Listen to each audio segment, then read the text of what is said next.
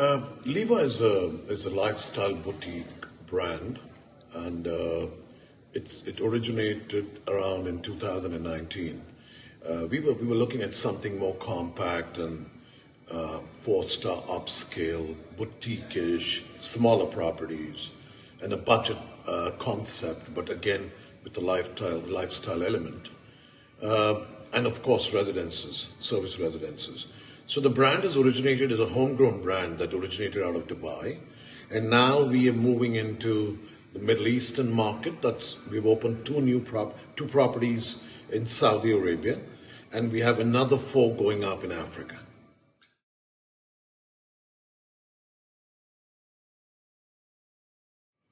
I think this is a segment that hasn't been explored over the years, and boutique should signify as a boutique, and it seems to me more compact, more sort of design savvy, not very grand, not very luxurious, at the same time using the local flair that goes into the property, and a tighter knit staff that comes up with various F&B concepts and manages them well. So I think boutique is, I'm not sure, it hasn't really taken off in the Middle East. I think there's a sort of a mix between lifestyle and boutique. But boutique properties generally can't be larger size. So we go for something, as a brand, we go from anywhere from 50 to 200 rooms. That's the max we do right now.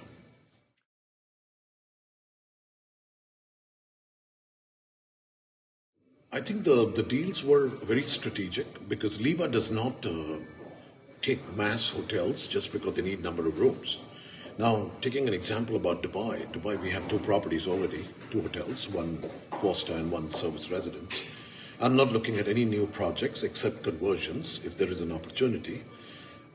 Saudi Arabia was a market that I always targeted and I wanted to get into, and my goal was to get to maybe about 2,000 keys in the next 5 years in Saudi Arabia, but it has to be strategic locations because there are a lot of locations like Al Khobar, Asir, Jeddah, Riyadh, and Dammam. These are very good locations, and with the mindset of His Excellency and his vision to go from 18 million to 100 million in the next 7 years by 2030 is pretty ambitious, but I feel that the Saudi government is supporting us to get that, to get some more properties. So Saudi is always going to be a target market for me. As far as Africa is concerned, I was always targeting Ethiopia, Nigeria, Uganda, very strongly looking at Kenya also. But the signings we have right now are only in Ethiopia. 2 of them in Ethiopia, one is 40 minutes out of the city, Addis, flight time is 40 minutes. But there's no single international brand there, so they cater to the army and the local government, plus a few NGOs who have guest houses there. So they haven't experienced a real 4-star in that market. The second property is located 40 minutes, again drive from Addis Ababa, and it's in a resort location right on a lake with all the other properties, which is an area called Bishoftu, and the one which is a 40-minute flight is called Afar. And then we have a property going up in Uganda, which has been under construction for the last year. It's a conversion.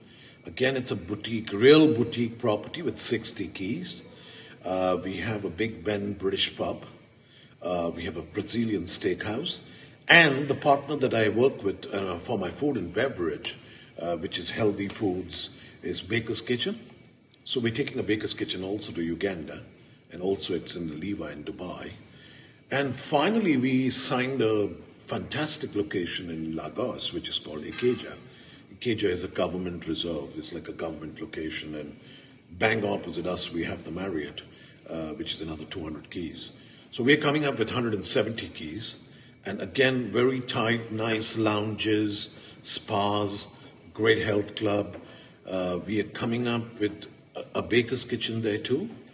And we're coming up with a specialty concept with the rooftop lounge. and we're coming up with executive floors with lounges. So it's a very tight-knit property, and Nigeria has got a lot of potential for a brand like ours.